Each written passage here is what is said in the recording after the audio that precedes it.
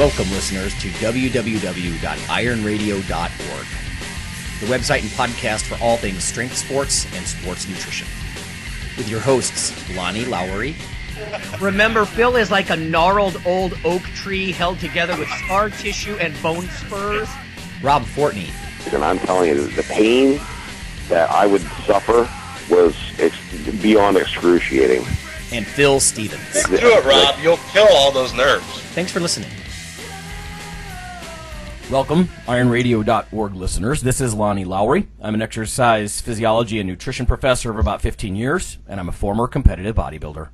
And this is Phil Stevens. I'm back. Sorry, guys, I was out on the road. Woo. But I'm a powerlifter, Highland Games athlete, coach. I run Strength Guild, and a bunch of other things. Hey, let's start with that. I mean, how was the trip? It was good. I was just moving the whole time, so it was bouncing here and there, meeting a bunch of people. It was great to see. I went to the Reebok Record Breakers meet, so great to see all those guys, JP and Jesse Burdick and Mark Bell and Matt Vincent and Mike Beach, both the guys from Hate Brand Goods and a bunch of other people. I mean, anybody who was anybody within powerlifting was there. Oh. So, Dan Green was there. Ed Cohn was head judge. Oh. So, yeah, I was rubbing elbows with Ed because I had to film all JP's stuff for him. JP flew out there alone. So he's like met Jesse once, and that's the only people he knew. But powerlifting's kind of weird. It's like JP's very well known in the Midwest, but he's only been out west. He's only been out west once. So they don't know him. Yeah, I mean, it's like it's very regional. So he's trying to get out there more and things like that. And no, it's good. JP killed it. He missed the new world record by 20 pounds, but opened his squat at like 903. God. And then let Ed call his lifts from there. Ended up at 959. Got it. It was hard, but he got it. And we're talking walked out in sleeves, no wraps. Right. Bench 627. Deadlifted 760. And then went for 782, which would have broke the current total world record, and cramped up hard on his left side and didn't get that. But so he was 20-some pounds away from the new world record. It was a long, long day. I mean, it was 4 huge flights. But, yeah, I mean, it was just good to connect with all. It gave me some fire. Again, you go to a big meet like that, I was like, oh, man, I miss this. Oh, right. Yeah. Is that dangerous for you, though? I mean, with your joint repairs and stuff, are you going to hurt yourself? Oh. So, I don't know. No, it was fun. It was fun helping out and, just having fun, just Right. shooting the shit. Me and Mark got a chance to sit and talk for half an hour or so and, stuff like that. Oh, So, good stuff. It was good. It was good. If you ever have a chance to go to one of those, I know they're going to have another one. It was neat because, you even got to talk to people. Like me and Mark had somebody walk up to us, and because we were talking about how neat it was seeing all these people together, and they were like, yeah, it's even more neat for us regular guys. Basically they're lifting in the same meet as, the stars. They had 4 flights, and it started off with beginner, and then the last flight was like the all-stars. Right, and being able to lift in that same meet is neat. It's you don't see that in some other sports. It's like it would this be speed cool. is only for the top guys. Right, yeah. I mean, once I was competed in a bodybuilding show that was held in conjunction the same weekend as a pro powerlifting meet, and I went to the, Ed was squatting, and there was these crazy, like, late 50s guys, in age from Russia, and they were killing it. Everybody, 900-plus squats, and it wasn't like we got to compete in the same thing. It was almost an afterthought. We were the sideshow, but that kind of stuff would be very exhilarating for those lifters. Yeah, something like last weekend would be something like if they took the Olympia and like put 3 flights of beginners before. Right, exactly. Yeah, that'd be very exciting. Stage, Yeah. So inspiring. It's a good time. So. All right, we have a little bit of news and mail. I'll tell you. I'll start with the mail. We got a really nice letter from Joe. Joe, you know who you are. He just says, I've listened to every episode, starting around episode 50, downloaded all of them, and have kept up ever since. So I feel like we're friends, even though you obviously have no idea who I am. I love the show, have utmost respect for you guys and the job you do. I wasn't in a financial position to help much before, but then I got a raise, and you are part of my new budget. So I appreciate that, Joe. We all do. Also give you guys a shout out on my blog. It's aimed at martial artists, not lifters, but what the heck. And I hope it gets you some more traffic. So I just thanked him. I thought that was very cool. Yeah. It is good. I mean, there are a couple of podcasts that I listen to, and you do start to feel like you know these guys, quite a bit. And it is a community, so it's not false. It's just, it is sort of weird and one-directional in some ways. But that's why I'm trying to get people, if you tweet us between 9 and 10 a.m. Eastern time on Twitter, of course, you can get in on it a little bit. And then we have another one from Al. He just says, I've been listening for years. I really appreciate all you guys do. And both these guys are supporting the show now as part of the Fall Funds Drive. So thank you to Joe and Al. And also Christopher, thank you. Ruvim. There's a couple of people who have stepped up, and that's very much appreciated. So we can keep the lights on and do the stuff we do. Next. This is from Greg on Twitter. So thanks, Greg, for pointing this out to me. I had not seen this. This week on Twitter. Very new, as in this month, this year, study on insulin. There's an ongoing discussion and debate, and I hear it both like in magazines and with lifters, but also among the scientists about insulin, right? We all know insulin is part of weight gain. We all know it has muscle accretion qualities, but the debate is always, is insulin anabolic? No, it's anti-catabolic, and that sorts of things. Now, all I can tell you is I have seen guys that were diabetic and not take their insulin, right? Type 1 diabetics can't make insulin. Their pancreas doesn't work in that way, and absolutely melt, like lose 30 pounds in a month. Until they get back on their insulin. So clearly it helps maintain tissue, but that's where this is going. So this is from the Journal of Clinical Endocrinology and Metabolism, again, through Greg on Twitter, so thanks, Greg. Increasing insulin availability does not augment postprandial, or post-meal, right, muscle protein synthesis rates in healthy young and older men. So here's the context. They say skeletal muscle protein synthesis is highly responsive to food intake. Okay. It has been suggested that postprandial increase in circulating insulin modulates the muscle protein synthetic response to feeding. So they took 48 guys, young and old. They weren't big dudes. Their body mass index was in the low 20s, so low to mid 20s. So average size guys, 22-year-olds. In the younger group, and then they look at 68-year-olds were the average in the older group, and they gave them 20 grams of casein. It was labeled casein, though, so it's a tracer, so you can track the protein synthesis. They did venous blood samples and muscle biopsies during a 5-hour post-meal period. The results were insulin administration did not increase overall leg blood flow, but did increase amino acid uptake over the leg in both young and older subjects. And then, but then they go on to say the greater amino acid uptake over the leg did not further increase postprandial muscle protein synthesis. So this just seems confusing. I don't know if how much this adds to the conversation in a way, because it's very interesting. They say insulin didn't increase muscle leg blood flow. My understanding was always that insulin did help with blood flow, but okay. Their conclusion was that greater postprandial plasma insulin availability stimulates amino acid uptake over the leg, but does not further augment muscle protein synthesis rates or stimulate the postprandial deposition of protein derived amino acids into new muscle protein in healthy young and older men. So the muscle cells are taking up the amino acids, but it's not necessarily synthesizing it right then. The only thing that as I wrestle with this is very acute, right? This is 5 hours post-meal. Yeah. And I don't know what happens many hours later or over days and days. I mean, the simple fact is, Phil, you and I both know, when you overeat and your insulin's high and you have all this nutrients coming in, you grow. Yeah. So if insulin's not doing it, if it's not, it's going to help with this. I don't know, maybe the insulin is part of the picture. It gets the amino acids into the cells, and then later some other slow-acting hormone gets a hold of them and builds them into actin and myosin? Well, and that's kind of where I was going to go.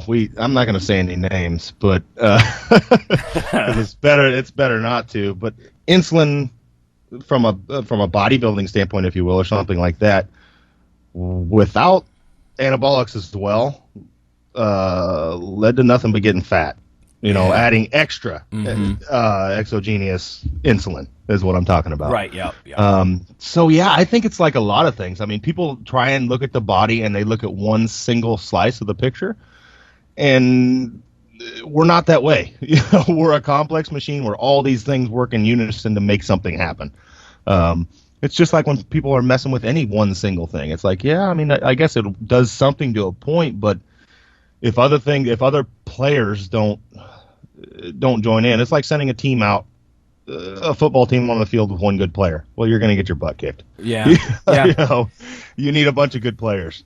So that's interesting you say that. I had an old endocrine prof, and one of the conclusions after the end of a grueling, course, this was like doc work, and it was that hormones do not act in a vacuum. They interrelate with each other in ways that most people don't even realize, and in fact, I don't think anybody fully realizes. So, yeah, maybe that's what's going on here. Like I said, I guess I'm taking away from this that it didn't necessarily increase muscle blood flow, and that's interesting.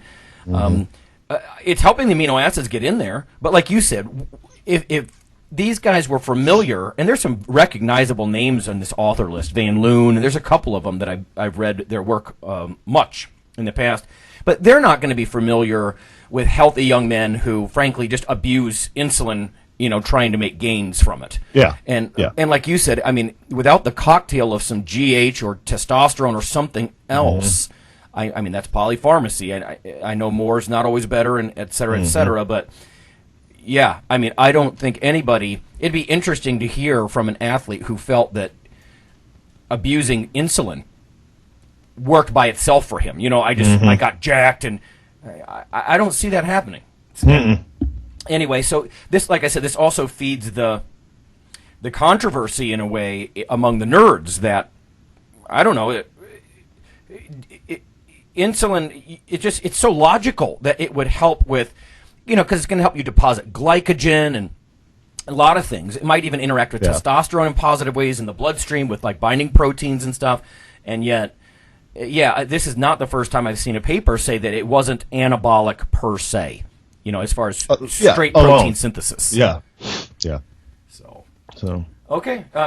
Obviously, there's a building blocks component too, because you look at the insulin like a potential bricklayer, or testosterone as a bricklayer, but then the nutrients themselves are building blocks. But nutrients like leucine obviously affect protein synthesis too. So it's like the bricks in your house partly build themselves in a way, because leucine being a building block, but also a stimulator of MPS. I don't know.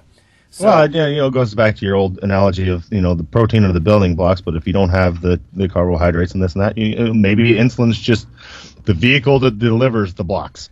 And now once the blocks are there, well, if there's nothing going on, or if you don't have blocks to deliver, you got an empty truck. Yeah, I think we're teasing this out. I think that's good. So insulin is the truck that brings the bricks, but it's not the bricklayer. Yeah, and if you have, if you're missing any one part of that, if you have a truck with no bricks and workers, well, what good is it? And vice versa. Right. Okay, we'll go with that. Phil and I are solving everybody's problem right there. Yep, there you go. Okay. That's all I've got as far as mail and Twitter. I do want to add this. We haven't done a contest in a while, so let me toss this out to everybody. I was just looking at iTunes, and it's been a little bit since we had some iTunes reviews. So here is the fall contest. If listeners, if you can make 2 iTunes reviews, like get you and somebody else, or make 2 tweets, or do a combination of a tweet and an iTunes review, I'll send you something cool. How about that? And we'll just do this honor system, because I don't really have I don't have time to validate this stuff, and I think we for the most part we have some honorable listeners. So if you can make 2 iTunes reviews and or tweets in some combination, we'll get you something cool for this fall. It won't be some huge thing because I don't know how many people will respond, but we have a little cachet of Iron Radio goodies here, and we will send you something. So we can get the social media kicking a little bit, and then get you some cool Iron Radio swag in our fall contest. There you go. All right. Having said that, let's go ahead and go to break. When we come back, I should have mentioned this earlier, but Phil and I are going to talk about the grungiest things, some of them that we have seen. So the title might be something like Hardcore or Just Busted, grungy tales from the gym. We'll start with some definitions, and we'll get into that. So we'll be back.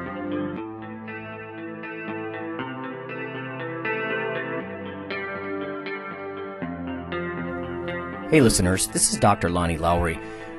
If you've ever had anyone critique you on your protein intake as part of your weightlifting lifestyle, oh, you poor meathead, all that extra protein is going to rot your kidneys or weaken your bones or dehydrate you or give you gout or who knows what. There is a book available. You could simply Google CRC Press and Lowry. And what I've done is reach out to experts all over the world and create a book, a single compendium that you can hold up and say, this is why I consume extra protein. This can be very valuable when you're being quote-unquote educated by various professionals on the topic. There's an enormous amount of literature in this book on the safety, the effectiveness, how protein works in cells, the history of protein and weight trainers, much more. So again, please check out CRC Press and Protein and Lowry. You can just Google that. And I do, full disclosure, I do make a small single-digit royalty on the book. But that's not why I did it. I did it so we can all have something, our particular population, to both defend what we do and to inform our nutrition and our eating. Thanks.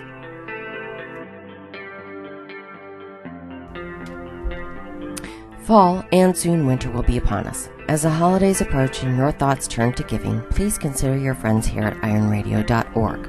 Over the past several years, there have been hundreds of listener comments hoping that Iron Radio stays on the air for years to come. Iron Radio is here for you. But as with any public radio type format, the show is listener supported.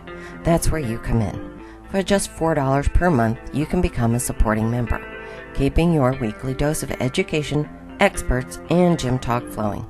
Just go to www.ironradio.org and click on the $4 monthly subscribe button near the bottom of the page, or click the donate button at the right of the page for a one-time donation. You are the Iron Brotherhood and Sisterhood. Thanks for helping to create a place for better internet programming for all strength and muscle sports. And happy holidays.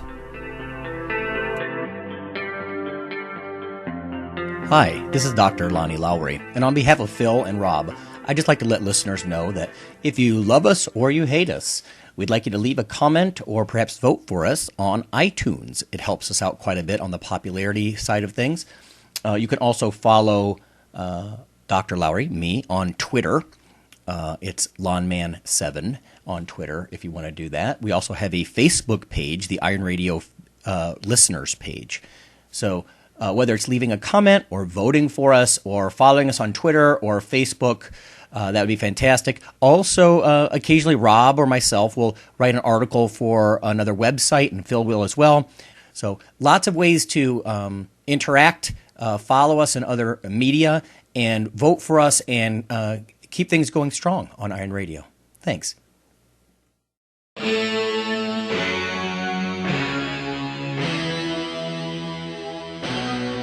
Like your weekly fix of Iron Radio? In addition to being a popular institute on iTunes, we are also on email. Simply go to www.ironradio.org and sign up for the voluntary email. You'll get a once per week email, no more, that's little more than the show notes and a link to the audio. So go for it.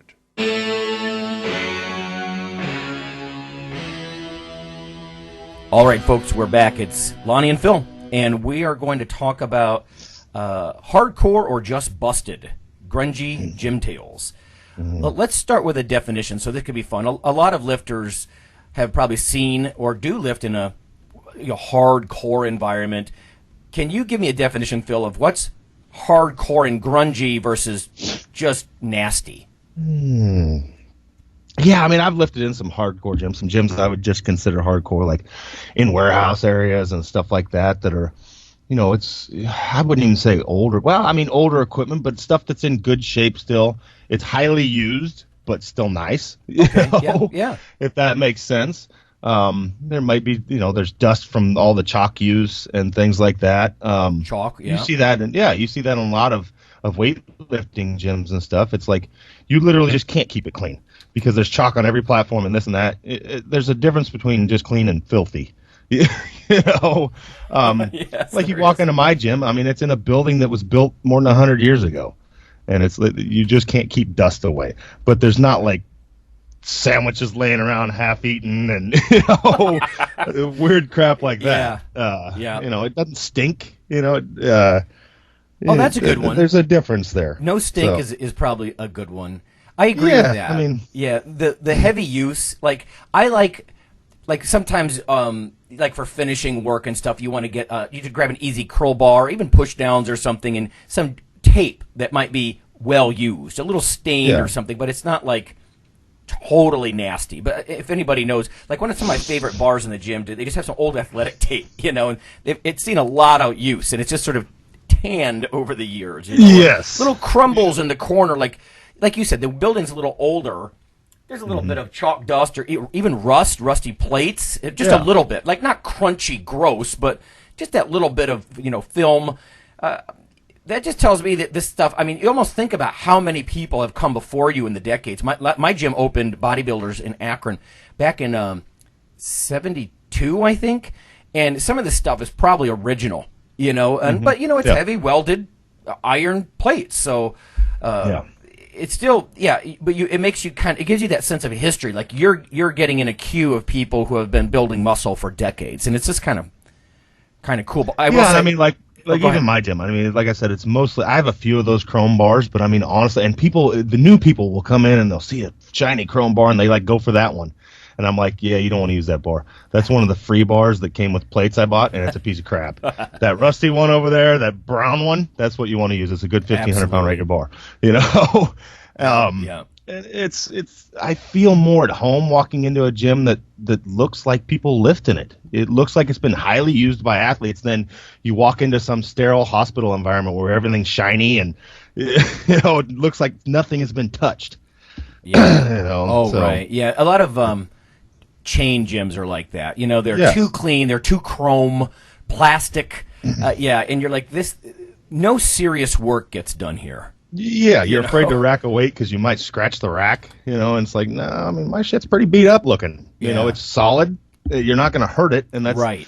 But, no, exactly. It's solid, right? Any kind of if there's a tiny little bit of rust here or there, or like you said, it's discolored, or you know how old Olympic bars they turn dark. A lot of them, and that's all such surface. There's no risk there, and that's serious steel. I mean, at least the good stuff. Not some of those newer bars, like you said, you start lifting with them and then they start bowing and stuff, and they're cheap and So I was going to mention at bodybuilders, one thing that it does, I think, cross from hardcore into maybe a little busted is there's buckets around the gym where the ceiling leaks here and there, and that's pushing it. That's pushing the envelope. But the place is it's more or less like you said. It doesn't stink. I don't think I'm going to catch something by going in there. I mean, some of the carpet. There's a carpet in the cardio room. It's got to be original from the 70s. It is old. Or the bathrooms in the locker room are sort of. There's almost sometimes not low quality, but there's a self-built element to some of these things, and not just the weight racks or something. Although I did kind of grow up in a gym where the guy was a machinist, and he would weld a lot of his stuff, like just make utility benches and stuff like that. But No, we joke about bringing in, because I have a lot of clients in law enforcement and stuff like that. And we joke about bringing in the Kansas Bureau of Investigation's forensic team with their lights to kind of look at the bodily fluids all around at some point. But no, you've been in my gym. I mean, when I bought it, it was like it needed a roof bad. And that's one of the things. It was like that has since been fixed, and Because it used to, like I joked, in one of my rooms, if it rained outside, it actually rained twice as hard in that room as it was outside. So that's going a little far. Right. And that's something, I had to drop, I dropped $30,000 putting a new roof on this place. Yeah. But, the one time that's the stuff you have to take care of. Yes, you do. I actually warned a student. If you remember, I brought Grant down. This was months ago. We were just on a road trip to a conference, and and I warned him. I'm like, this can be a little grungy, because I was thinking when I first saw your place, I mean, there's like, I don't know, it's just like old farm machinery, something in the corner or something. There was just stuff that needed just sort of cleared out and stuff, So I warned him, this is going to be pretty hardcore, but you had already done so much with it. Yeah. And he looked at me like I was crazy, like, this is great, Yeah. And yeah, it's just one of those things where, I don't know. There's some sort of a line there, because I don't think anybody's going to walk in your gym and say it's a frou-frou gym either. It's too pleasant. Yeah. It's too, and it is. It's hard to put that line on it. All right. Yeah. So, next question would be, what's the grungiest, nastiest gym you've been in? Oh man, honestly, the one that I trained in there's the picture on the protein book of me deadlifting my first 7 plates. That one crossed the line. I got numerous stories just about that one place, but like the owner he got a bad drug habit. Okay. And winter came along, and winters in the Midwest are not warm. Right. And he decided he wasn't going to heat the place. So, his excuse was, he tried to use the excuse of this real world training. You'll burn more calories and this and that. And he's trying to spin it. Yeah, he's trying to spin it around. I can't pay the bills. So, I mean, and I'd come squat, and you'd get warmed up, and the steam off you would go onto the window and literally make a sheet of ice. Oh my God. At one point there was a lady in there using his 45-degree leg press, and the top part broke and like landed on her lap and crap like that. So I mean, it was beyond repair. Yeah, beyond hardcore, drifting into busted. Yeah, like yeah. So that one took. It was pretty nasty. That's funny you say that. Just last week, part of the reason I thought about this was Mike Nelson and I were talking about. I lifted in a gym once, and this is on my list. It was called Muscle Gym. It's just not very imaginative, I guess, and I broke one of the pieces of equipment in there, and I had some heavy dumbbells, and luckily I walked away. But this same gym eventually, believe it or not, downgraded at another location, and they moved into a warehouse, and the ceiling was half eaten away, and they had tacked up a military parachute, this massive parachute for the ceiling. And I think I might have mentioned this on the show long ago, and like you, though, what happened was the Midwest winter came around, and that's not going to work, fellas. In Arizona, maybe, but not here. And it got colder and colder, and yeah, you see your breath. You're bundled up when you're lifting and stuff, but then you get snow on this parachute. That's not going to work, brother. And it was just, Muscle Gym has to be high on my list for equipment that would break under you. No roof. I mean, like you said, that's got to be a bare minimum, even in a hardcore gym. Yeah. Got to have a roof. Yeah. Yeah. And I mean, that's like even my gym. In the winter, we don't keep it hot. I own a frickin' 60,000 square foot warehouse that was built in 1894. Yeah. It's drafty. You got those huge jet things, though, right? I mean, we don't keep it at 80 degrees. Yeah. We keep it warm enough. If we have it at 60, it's like, okay, come in, wear some warm clothes. Once you're going, you're fine. Right. Reasonable. You get to lifting, you get a little warmed up, and you're good. People start shedding clothes, and now they're in shorts and a t-shirt, and they're lifting because they're nice and warm. Right. Yeah. But it can't be like your protein drink should not freeze while you're training. That's a bad sign. Yeah, and things like that. I mean, I understand, going outside and getting a crazy training session in outside, but I mean, so. Well, the difference is, like I said, you got those portable space heaters or whatever, they're blasting, and and that's good. It's got that sort of industrial feel, but it keeps the place warm enough. Yes, exactly. Yeah. There was one other one too. I would be remiss because I was mentioning this to Kelly this morning, and she's like, "What about Lake Hall weight room?" Because she remembers back when I was at Kent before they created the big fitness center. You know, universities all over are creating these big, almost natatorium-style fitness centers to try to draw students in. But, yeah, in the 90s, that wasn't true. And Lake Hall was this throwback to an earlier era, man. I mean, it was like the back corner of one of these academic, halls on campus. And, I mean, the stuff was old. It was slightly rusty. I mean, you saw brands and logos that looked like they were from the 60s. Do you know what I'm talking about? That sort of, or 1970s, like old Nautilus type stuff, or stuff that was just so out of style it looked really dated. And I actually really liked that place. I actually taught a couple of weight training courses in there, and then I would lift after school. And it's just one of those fond memories. You just go tear it up like after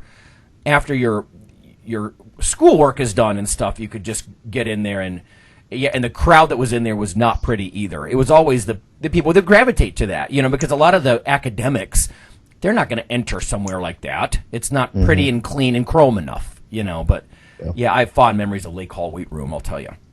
Yeah. Okay, next up, nastiest dude. Can you, I don't want to be sexist, guy or gal. Can you think of anybody who was really just nappy, nasty? Oh, man.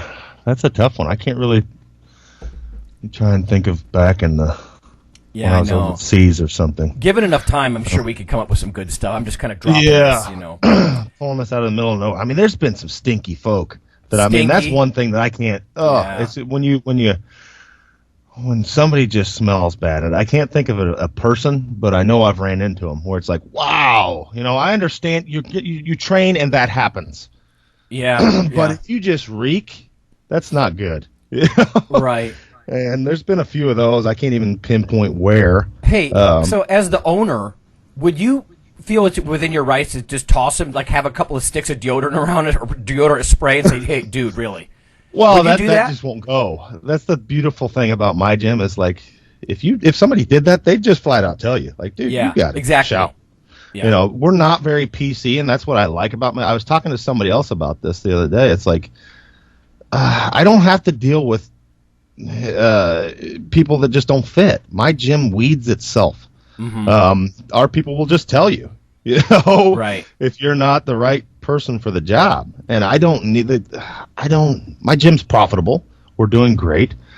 And I don't need 150 people. It meets a niche, right? If you don't fit, you're just out of there. You're going to leave yourself because the crowd will oust you. Having met a couple of the guys and gals, I can totally see that. Just sort of almost starting off maybe a little on the friendly side, but just kind of busting the guy's chops. Like, dude, you stink. Yeah, exactly. And that's that's exactly what I was talking about. Like, if you can't come in and handle like us guys telling you you're a sissy, or me and my wife, either of us telling like one of the girls, wow, you got a nice looking butt. If you can't handle those two things, if you're so PC you can't handle that, you're not going to fit because it's going to happen. Right. We're gonna, and it's not going to be anything crass or rude, but we're going to be blatantly honest with you. Just raw. Like, hey, your butt looks great in those pants. Keep it up. Right. And some people would probably take that as highly offensive. And it's not, true. Or, you're right. Especially, I think people in muscle and strength sports, they need to realize there are times where we look at the body like a car. It'd be like saying nice fenders, or that's a cool, I don't know, tires, or you know what I mean. You look at somebody's body, and you might say something that the average person would say, "Oh, this is sexual harassment." It's like, no, I'm talking about your legs, in a more objective way. You're not getting it. In an objective, complimentary way. Right. Yeah, or if you're I've got several like grown ass men that start there that are 200 plus, and they'll hit a PR and deadlift, and it's like, hey, good job. You're going to start catching my girls here pretty soon if you keep it up. Exactly. Things like that. And It's like, we're going to help you celebrate it, but we're also going to be real about it. Like, yeah, I got girls doing more than that. Right. Yeah. So keep it up. Maybe that's part of the hardcore thing too, is literally like the verbal culture, and some of that. It is. Goes on. And we have fun. We poke fun at each other. We take training very serious, but we also keep it really fun. We'll poke at each other a lot, and that's part of it, man. That's part of what people like about it too. They can come there, and I have people from all walks of life. So people that outside of that place would be very clean cut and professional. But when they're at the gym, they're not, and that it's like their outlet. Right. So yeah, absolutely. As far as nasty guys, I'm sure I could probably think about this too if I sat here long enough. The only one that really jumps to mind, this is more weird than outright nasty, but there are one or two guys, and there's one in particular, he was just straight up deviant. He came into the gym, and he got weeded, but every rep was, yeah. And after a while, you're just like, shut up. Yeah. Like, I don't have a problem with somebody growling out a serious lift, but when you're doing it as a show, when you're putting on a display to try to make yourself known, shut up, or I'll, somebody's going to punch you in the mouth here. This is not going to fly. But it was more weird, I guess, than gross. But all right. What about yourself? This is sort of time for self-divulging. Have you ever done anything from have you eaten food you shouldn't have that were kind of nasty, or recycled sweatpants too many times? One thing that I did there's one nasty thing right there that it's still I have a pair of squat briefs that haven't been washed in like 2 years. Oh, is it like a luck thing or just lazy? Or I don't know. I think it's just it's just like, well, it's time to squat. And I mean, if you did some test on them, it'd probably be bad. No. One thing in graduate school, because I didn't have any money, man, like most grad students. Yeah. And I used to eat those nasty ass cans of canned mackerel, and like tuna's bad. Yeah. And things, but mackerel, that just takes the cake. And I mean, I choked it down because, it kind of has the same fat profile as the salmon and stuff like that. Did it make your breath? Did you smell? Your breath? Well, no, but it smelled. Well, I'm sure I might have. Hell, I don't know, because that stuff is bad. It's like fish bait. But I just forced myself to choke it down, and because it was, it was an eighth of the cost of a big can of salmon, and almost the same thing. Yeah. So I just that stuff's and I won't it's. I mean, I know it's good, and I did it at one point, but I couldn't do it now. It's not worth it. I think you sort of get PTSD. I'm almost that way, even with salmon. I ate so much, and not some nice, flaky white albacore. I'm talking about the cheapest brown, nasty little shredded tuna, and I've eaten so many hundreds of cans of that stuff. I can't even look at it. Yeah.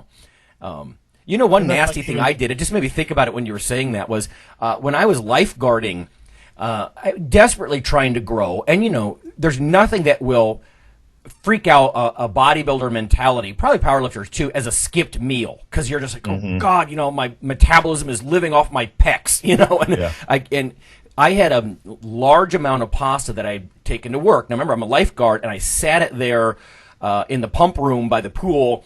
And I don't know, it must have been 80-something degrees outside. And lunchtime rolled around, and I opened it, and it's like green gas coming off of this stuff. Just like, and I'm like, I got nothing else.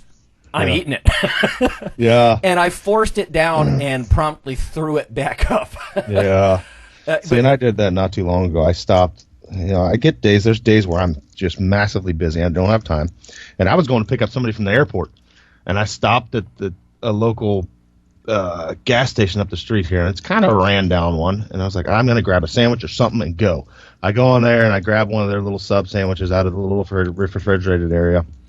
I take off driving, I'm eating that, and I get down to like the last bite, and I'm like, man, this thing doesn't taste good, but what do you expect out of a freaking gas station sub sandwich? Right. Yeah. I wasn't expecting gourmet, and I freaking get to the last bite, and there's like mold all over it, and I'm like, oh boy. Oh shit. And I look at the package, and it had been expired for like 4 months.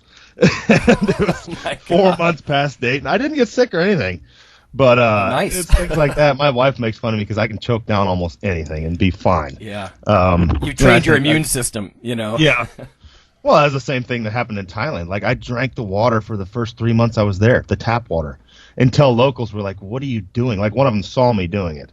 And they're like, we don't even do that. You don't do that. It's straight out of the ocean, Yeah, basically, their water is cleaned enough to make it appear clear. Yeah. And that's it. And they're like, you don't even rinse your mouth out when you're brushing your teeth with that. Wow. And I never got sick off of it. Wow. I think I've just slowly built up this massive immune system from doing dumb things like that. Yeah, I imagine. As far as clothes stuff go, I'm guilty of some of that too. I've got some very torn, like old stuff like Under Armour stuff. You know, I like to feel a sense of compression, like when I squat and stuff. Some of the stuff should have been thrown out a long time ago. Yeah. You know, it's just stained. It's torn. I'll spill protein shakes on something. You know, and that's a nasty. It's sort of tangential, but you ever spill a protein shake in the car? It'll ruin. It'll freaking ruin your car for months. The smell. You know, crack open a protein, like leave a empty protein shaker in your car, and the remnants of that when you open it. That's bad. Yeah. Spoiled milk. Rough. Yeah.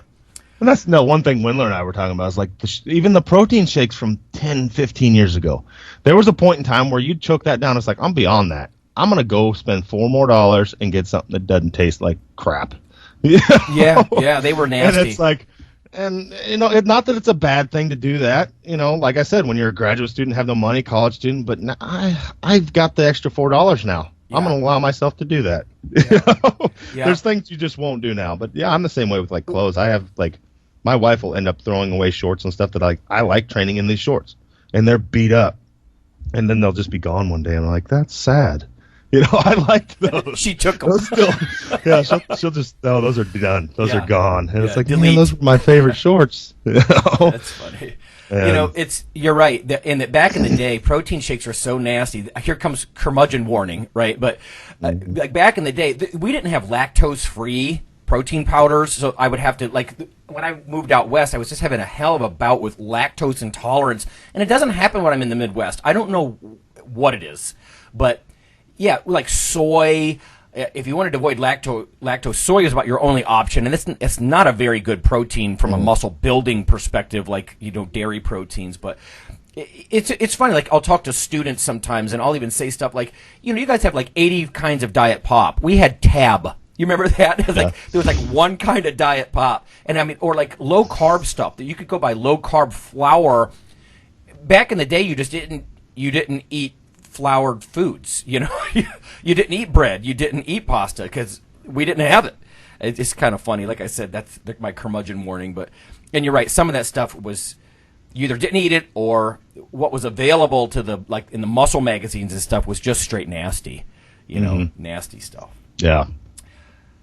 Well, that's about all I've got. Hey, I wanted to offer one shout-out here. Over on T-Nation, Chris Shugart asked me, I should have put this in the news, but, you know, it's Iron Radio, deal with it, Chris is reaching out to people who have been in their writing stable in the past, or that sort of thing, different experts, and he's asking little tidbits. So I'm trying to get as much of that done as I can when he sends something around, because he's got some good ones too. I just missed one about, I think it was the weirdest thing you've ever seen in the gym, and but the one that's up right now is called The Most Important Lesson from Lifting, What the Gym Teaches You About Life.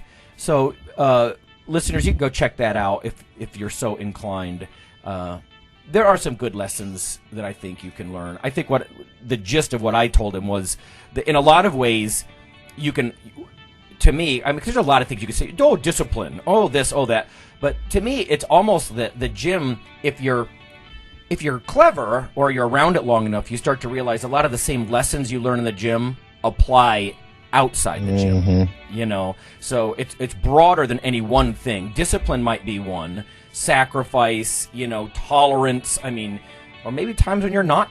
Intolerance is a better choice. But I think there's a lot of things that you do learn. You know, situations where you want to quit and you force through it. You know, that's sort of the gist of what I told him too. Is, you know, it's an analogy. It's a microcosm of life in general. You know, it's a series of challenges that you must overcome. You either overcome or you fail. You know, and then how do you even deal with the failure? So anyway, so there's some cool stuff going on there. A little commentary. All right, that's all I got. There you go. Have a good day, everybody.